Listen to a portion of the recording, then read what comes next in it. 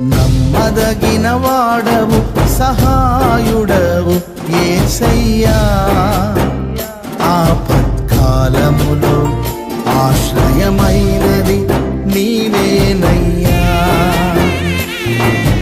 నమ్మదగిన వాడవు సహాయుడవు యేసయ్యా, ఆపత్కాలములో ఆశ్రయమైనది నీ